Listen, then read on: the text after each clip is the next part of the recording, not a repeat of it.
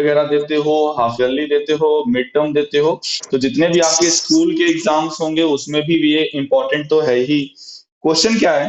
The angle of elevation of a cloud, ध्यान से सुनिएगा, the angle of elevation of a cloud, कोई बच्चों क्लाउड है,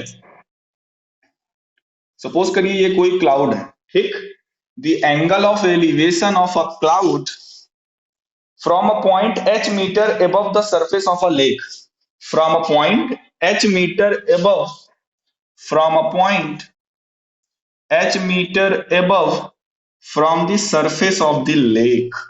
बच्चों सपोज करिए ये लेक का सरफेस है, ये जो मैंने बनाया ये क्या है? लेक का सरफेस है, ठीक है। लेक का मतलब तो आप लोग सब समझ ही रहे होंगे।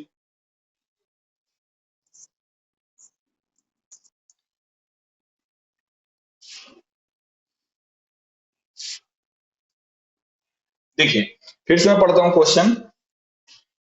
क्वेश्चन ये है, the angle of elevation of a cloud, the angle of elevation of a cloud from a point, the angle of elevation of a cloud from a point, suppose को उसको मैंने पॉइंट है तो मैंने नाम दे दिया P, which is H metre above the lake surface. ये लेक सरफेस है, लेक सरफेस से ये पॉइंट कितना मीटर बच्चों अबव है? एच मीटर, ठीक है। The angle of elevation of a cloud from a point which is h meter above the surface of a lake। तो सपोज करो ये क्लाउड है आपका और इस पॉइंट पे angle of elevation point P पर जो क्रिएट हो रहा है बच्चों, उसको बोला जा रहा है थीटा। उसको क्या बोला जा रहा है? थीटा। यहां तक कोई दिक्कत किसी को? Okay. The angle of elevation of a cloud from a point which is h meter above the surface of a lake is theta, and the angle of depression of its reflection in the lake। किसका reflection? इस cloud का reflection. अच्छा, यहां पर ये आपको ध्यान देने की जरूरत है, लेक के ऊपर जितनी डिस्टेंस पर क्लाउड होगा, लेक के अंदर डिस्टेंस पर उसकी इमेज होगी कि नहीं? तो सपोज करिए वो पॉइंट है बच्चों यहां पर, अगर ये सी है तो मैं इसको सी डैश बोल रहा हूं, इस क्लाउड की यहां पर इमेज है। तो ध्यान दीजिएगा, ये सी हो गया, इसको सी डैश, और इसको मान लो मैंने कह दिया बी कह दिया। तो आप लोग ये क्लियर है ना कि बी सी और बी सी डैश की जो डिस्टेंस होगी वो इक्वल होगी। क्लियर है ना सभी को यहां तक? तो क्या बोला जा रहा है? the angle of depression of its reflection in the lake is phi। Point वही है, उसी पॉइंट से पहले ऊपर देखा क्लाउड को तो एंगल ऑफ एलिवेशन बना, लेकिन जब ये नीचे देखेगा यानी कि इसकी इमेज को देखेगा, सी डैश को देखेगा, तो ये जो एंगल ऑफ डिप्रेशन बनेगा वो बोला जा रहा है क्या है? फाई। क्लियर है? जैसे अच्छा, फाइव में आप लोग घबराइएगा नहीं, जैसे हम लोग अल्फा और बीटा बोलते हैं तो इसी तरह थीटा और फाइव, ठीक है। बस केवल नाम है, एक एंगल ये थीटा है, ये फाई इसको बोला जा रहा है। तो क्या बोला जा रहा है? बोला ये जा रहा है कि कोई क्लाउड है और एच मीटर एबव कोई पॉइंट है, लेक के सरफेस से एच मीटर ऊपर कोई पॉइंट है जहां से क्लाउड को देखा जा रहा है, तो एंगल ऑफ एलिवेशन थीटा बन रहा है। और उसी पॉइंट से जब उसकी इमेज को लेक के अंदर देखा जा रहा है, उस समय जो आंखों पर एंगल क्रिएट हो रहा है वो फाई क्रिएट हो रहा है। यहां तक किसी को कोई प्रॉब्लम? देन प्रूव दैट, आपको प्रूफ क्या करना है? Prove that height of the cloud above the lake, height of the cloud above the lake, बच्चों ये बीसी है कि नहीं? Height of the cloud above the lake, यानी हमें क्या फाइंड आउट करना है? बीसी फाइंड आउट करना है। बीसी को हमें एक्चुअल में प्रूफ करना है। Prove that the height of the cloud above the lake is, ये किसके इक्वल है? ये इक्वल है बच्चों, मैं यहां पे लिख दे रहा हूं, H tan five plus tan theta, tan five plus tan theta upon ten five minus tan theta, ten five minus tan theta.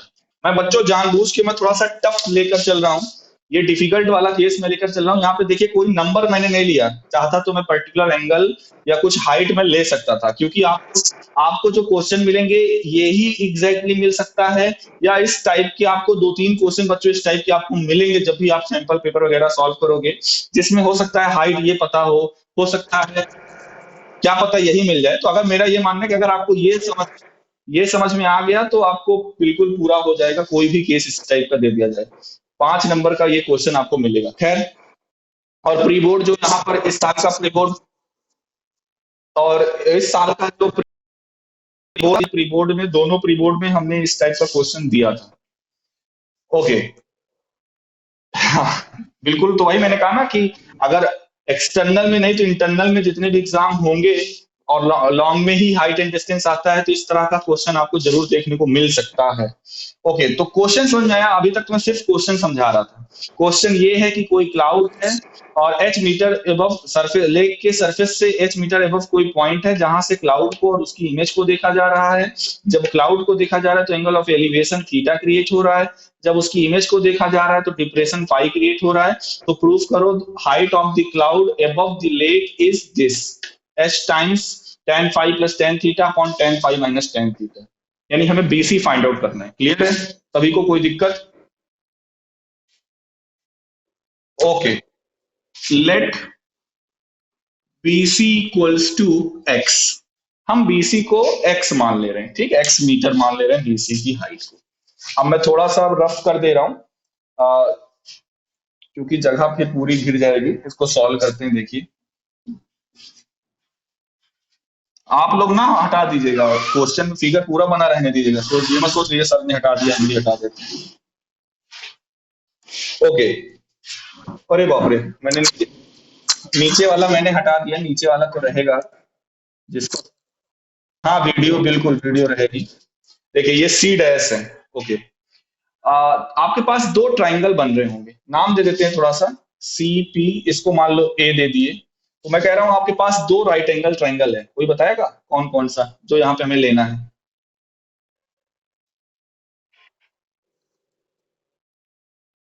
Yes, तो सी ए पी और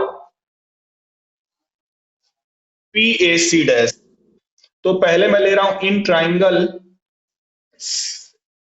सी पी ए, ऊपर वाला, in triangle C P A, क्या आएगा बच्चों यहाँ से? Tan theta equals to, tan theta equals to क्या आएगा बताइए आप लोग जल्दी से? और है ना, ए सी अपॉन ए पी आएगा क्या? A C upon A P, A C upon A P. अब बच्चों ये बताइए ए सी की वैल्यू क्या है? आप ध्यान दीजिएगा, बीसी को हमने एक्स माना है, बी से लेकर सी यानी पूरा हाइट को हमने, क्लाउड की हाइट को एक्स माना है, और हमें पता है ये एच है, तो ये ए बी भी एच होगा कि नहीं? यस, तो ए सी की वैल्यू हो जाएगी x minus H upon upon A P. कोई दिक्कत? ओके, या आप चाहो तो ऐसे भी लिख सकते हो, X minus H equals to A P tan theta, और इसको मान लो इक्वेशन नंबर 1। कोई दिक्कत किसी को यहां तक? अब दूसरा ट्राइंगल कौन सा लेना है हमें? In triangle A P C dash, in triangle A P C dash, और यहां पर लेंगे टेन फाइव। और टेन फाइव क्या होगा बच्चों? हाँ, तो परपेंडिकुलर है A C dash, A C dash A P. Okay, और ये बताइए ए सी डैश क्या होगा? ए सी डैश, देखिए आपको ये पता है क्योंकि ये रिफ्लेक्शन है क्लाउड का, ये इमेज है यहाँ पर, तो हमें पता, अगर हमने बीसी को बच्चों एक्स माना है तो बीसी डैश भी एक्स होगा कि नहीं? तो यहाँ पर ए सी डैश की जगह पे क्या लिखेंगे? ए सी डैश की जगह पे x, H plus x, very good. AC dash की जगह पे क्या लिखेंगे, H प्लस एक्स, और अपॉन में तो वही रहेगा क्या, AP। या क्रॉस मल्टीप्लाई करेंगे तो यहां से आ जाएगा क्या, x प्लस एच, या h plus X equals to AP tan phi. Equation number 2। यहां तक किसी को कोई प्रॉब्लम? ओके। अच्छा, हमें ध्यान रखिएगा, आप लोग जरा बताइए, मुझे लगता है भूल ना गए हो, क्या हमें निकालना है यहाँ पर क्वेश्चन में जो मैंने समझाया था, क्या निकालना है? यस, ये ध्यान में रखिए। BC का मतलब क्या है, हमें क्या निकालना है, किसकी वैल्यू निकालनी है, x की। x की वैल्यू जो हमने लिखा था प्रूफ करने के लिए, h इंटू में tan theta plus tan five upon tan phi minus tan theta, वही हमें लाना है। अच्छा, इक्वेशन नंबर 1 और 2 में देखिए, यहाँ पे भी AP है, यहाँ पे भी AP। क्या AP की जरूरत है आपको प्रूफ में, कहीं AP लाना है, नहीं लाना है? अगर बच्चों मैं 1 और 2, अगर 1 और 2 को डिवाइड कर दूं, equation number 1 divided by equation number 2, तो AP से AP कट जाएगा कि नहीं? तो मैं ऐसे लिख दूं, अगर x माइनस एच अपॉन, अच्छा ये h प्लस एक्स इसमें लिखा हुआ तो इसको x प्लस एच भी तो लिख सकते हैं। इक्वल्स टू, ऊपर बचेगा tan थीटा और इधर बचेगा tan फाइव। कोई दिक्कत किसी को? ओके। अब क्या करना है हमें, इसी को, ये जो रिलेशन आपको दिख रहा है 1/2 करके, जो हमने ये रिलेशन पाया है बच्चों, x minus H upon X plus H equals to tan, हाँ, क्रॉस मल्टीप्लाई करके x की वैल्यू निकाल। मैं फिगर रफ कर दे रहा हूँ, फिगर की अब कोई जरूरत नहीं है, ठीक है? बस माइंड में रखिएगा, हमें हमें BC यानी कि x हमें निकालना है, इतना ही बस माइंड में रखिएगा।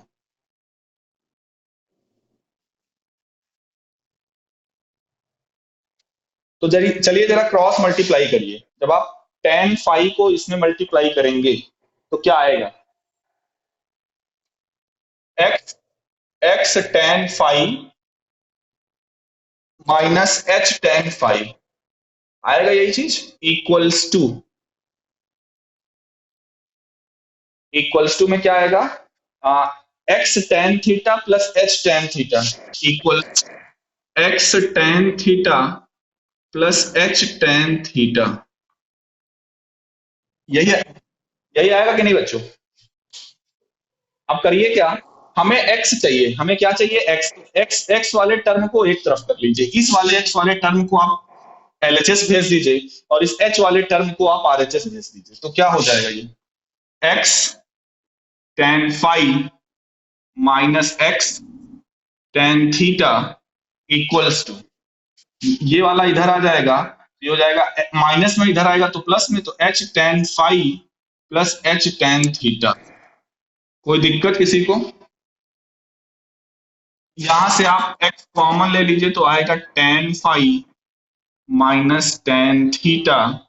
यहां से आप h कॉमन ले लीजिए तो ये हो जाएगा tan five plus tan theta.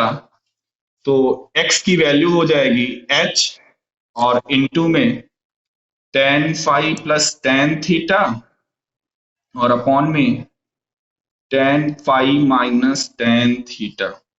और यही प्रूफ करना था क्या बच्चों? आया समझ में?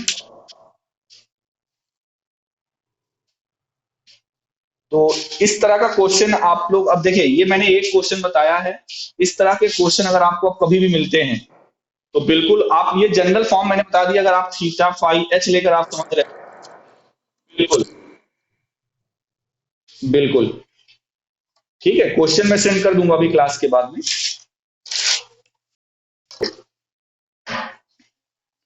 अब चलते हैं, अब जो राहिल ने दो क्वेश्चन पूछे थे उनकी तरफ चलते हैं। इसको रफ कर दे रहे हैं, नोट आप लोग कर दीजिएगा रिकॉर्डिंग से।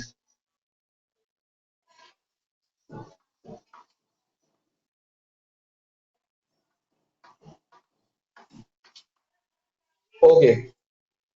तो राहिल ने जो क्वेश्चन पूछा है, उसका पहला क्वेश्चन है बच्चों, अ ladder rest against a vertical wall at N inclination alpha two the horizontal.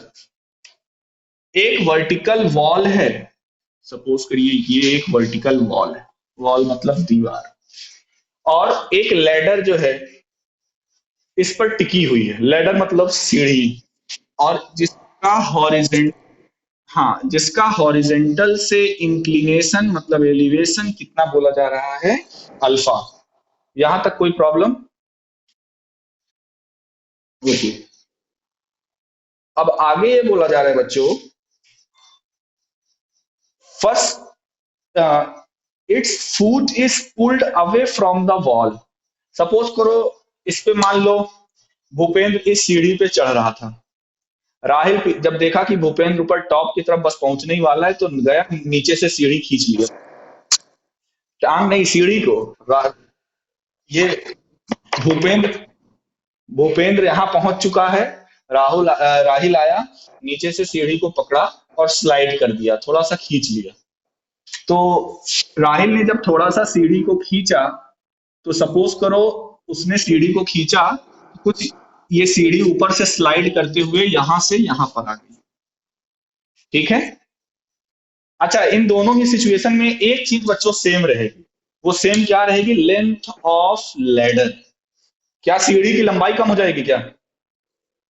अगर, है ना, अगर 10 फीट की सीढ़ी सीढ़ी है, तो अगर यहाँ पे 10 फीट की है तो ये वाली वही सीढ़ी तो ये भी है ना, ये भी 10 ही फीट तो रहेगा।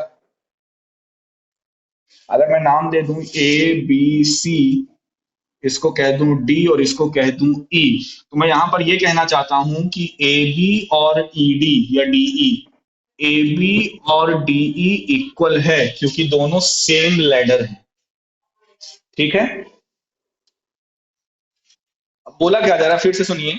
अ ladder rest against a vertical wall at N inclination alpha two the horizontal, its foot is pulled away from the wall through a distance p।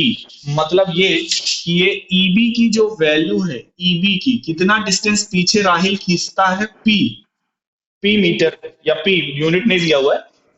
हाँ बोलो।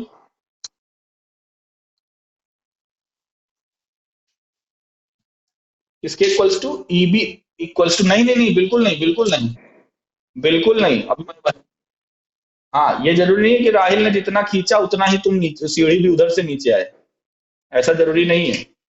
अभी यहाँ पर वही चीज, हाँ तो हो सकता है ऐसा।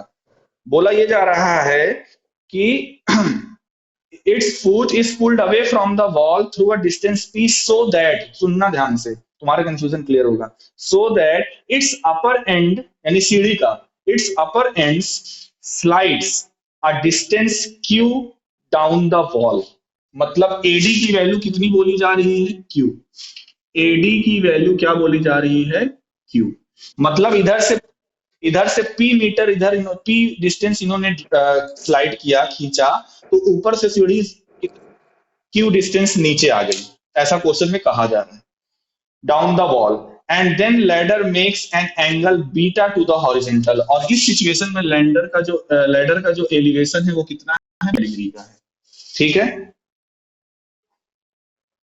देन सो दैट, हमें प्रूफ क्या करना है, हमें प्रूफ ये करना है, then so that P by Q यानी इन दोनों डिस्टेंस का ratio P by Q equals to cos beta minus cos alpha, cos beta minus cos alpha upon sine alpha minus sine beta, sine alpha minus sine beta.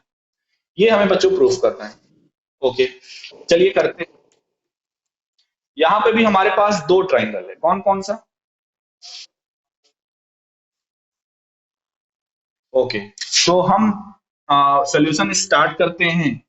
तो हम पहले triangle ले रहे हैं, पहला बड़ा वाला जो ओरिजिनल केस था, A B C. In triangle A B C tan alpha equals to क्या होगा बताइए? टेन अल्फा, ध्यान से देखो फिगर को। डीसी क्यों बोल रहे हो, एसी?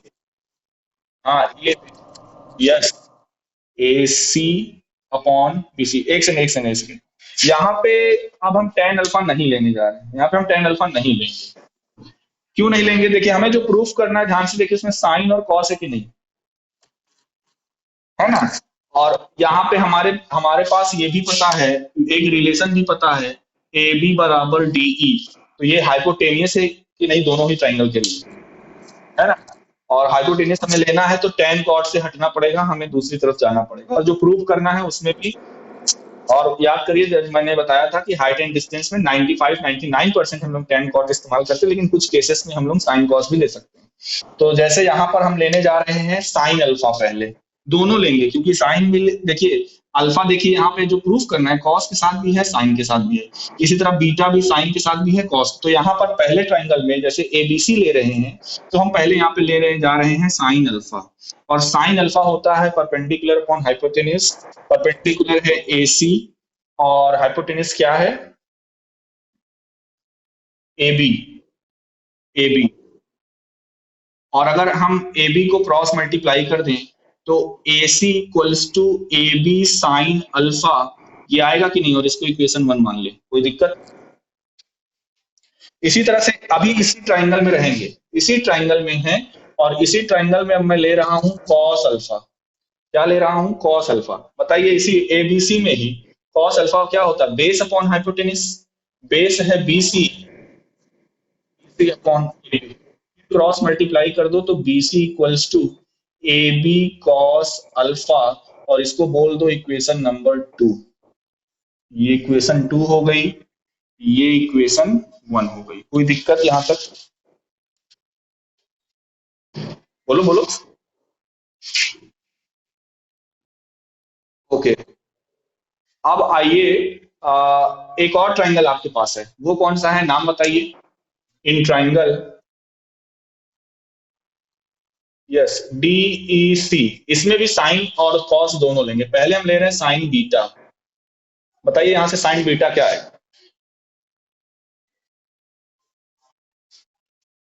बोलो साइन बीटा। हाँ,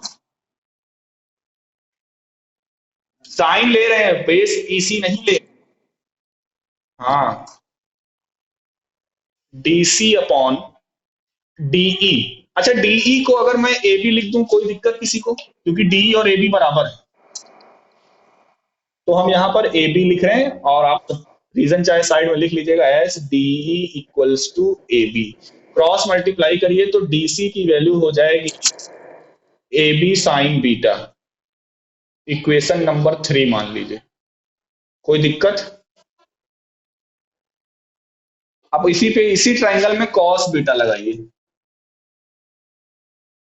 cos beta, EC upon A B हम लिख सकते हैं ना।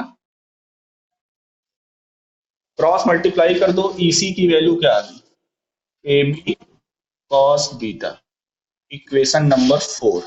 और कहीं ना कहीं देखिए, जो हमें प्रूफ करना था उसका आरएचएस देखिए, आरएचएस में जो भी ट्रिग्नोमेट्रिक रेशियोज था सभी हमने निकाल लिया है कि नहीं, चारों इक्वेशन से, देखिए ध्यान से,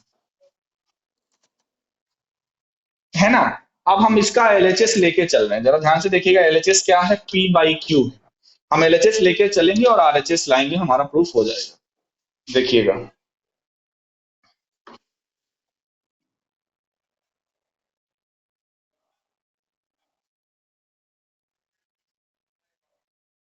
देखिए एलएचएस में क्या है, पी बाई क्यू है।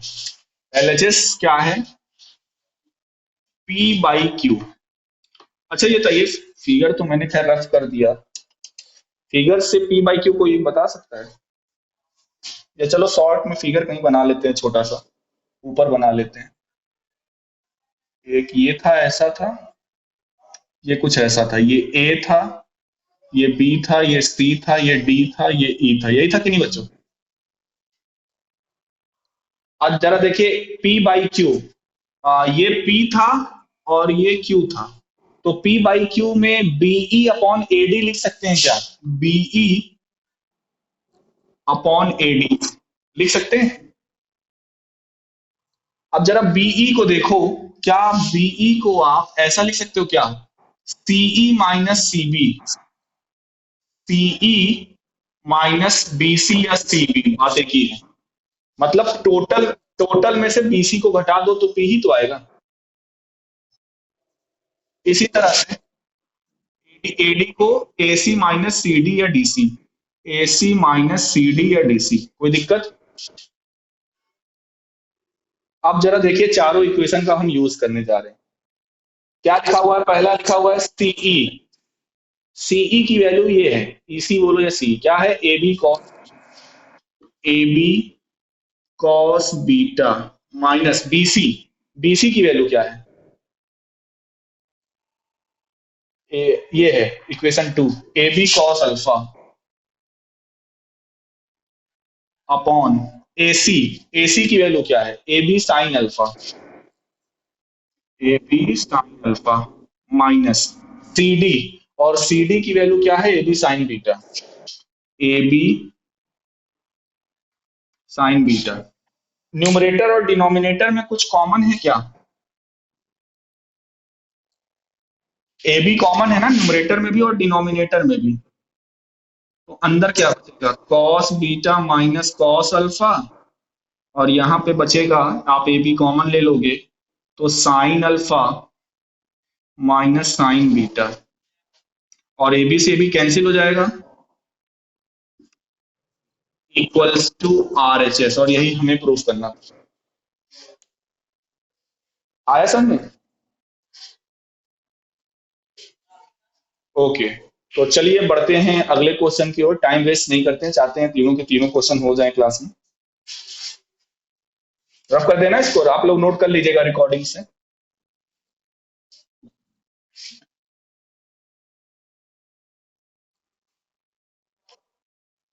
अब पता नहीं भैया, अब इस बारे में तो अभी हम कुछ नहीं बता सकते।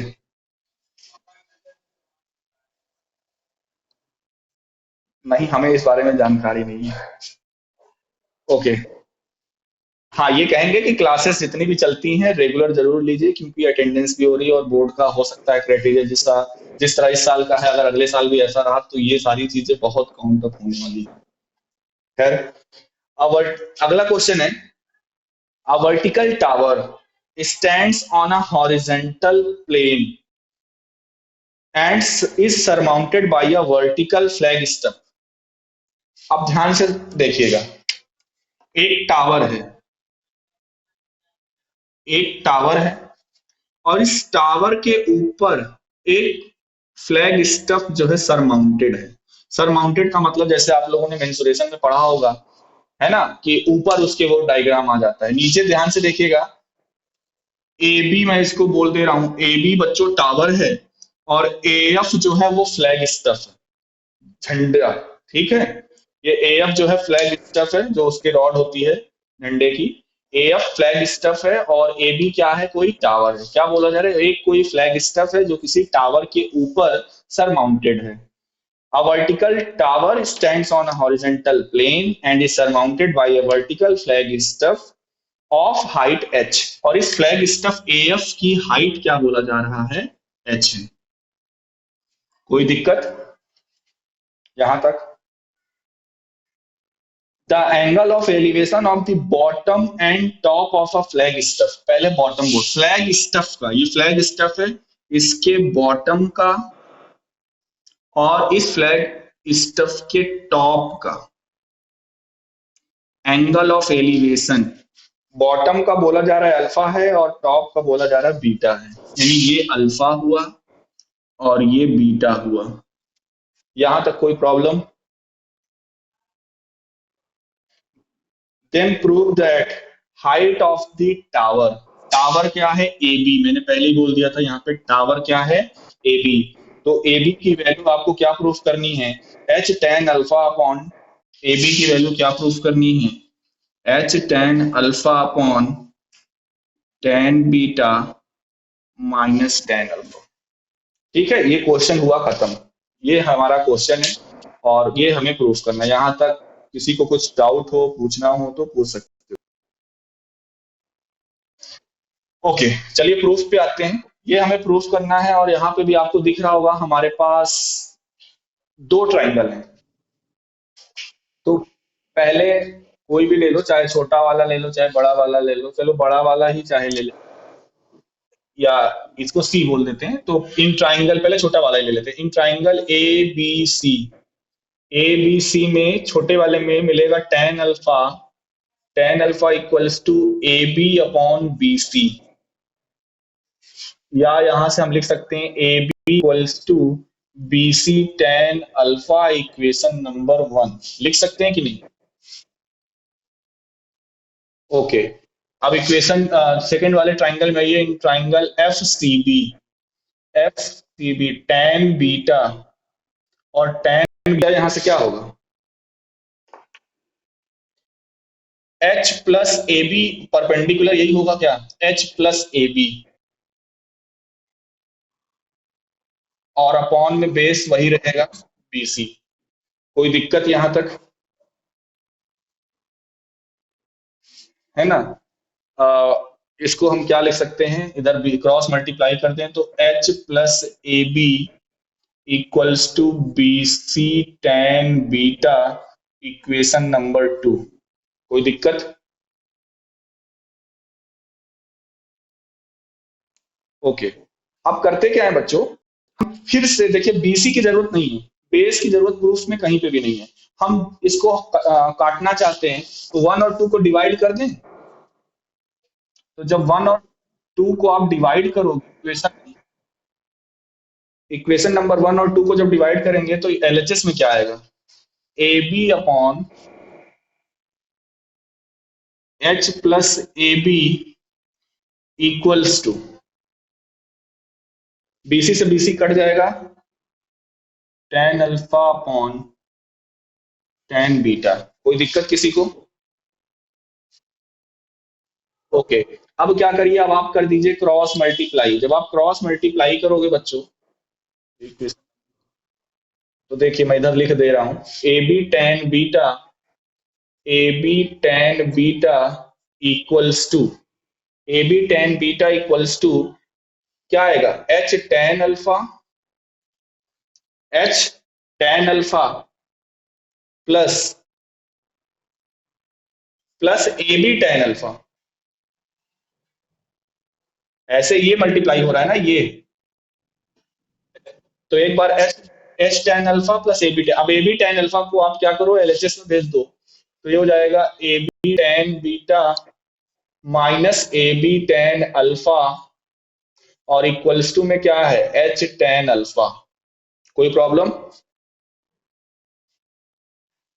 ए बी कॉमन ले लो, बचेगा अंदर tan beta minus tan alpha equals to H tan alpha. और क्या करो, ए बी इक्वल्स टू इसको डिवाइड में भेज दो, H tan alpha upon tan beta minus tan alpha. और बच्चों यही प्रूफ करना था कि नहीं? आया समझ?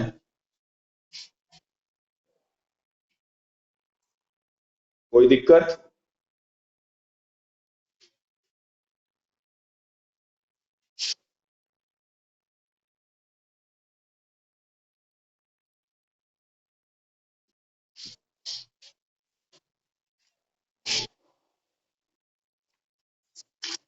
कितना समय बाकी है बच्चों?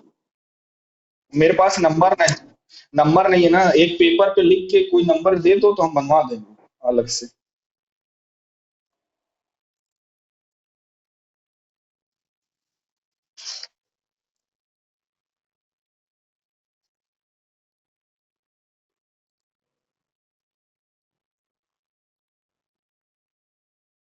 हम्म,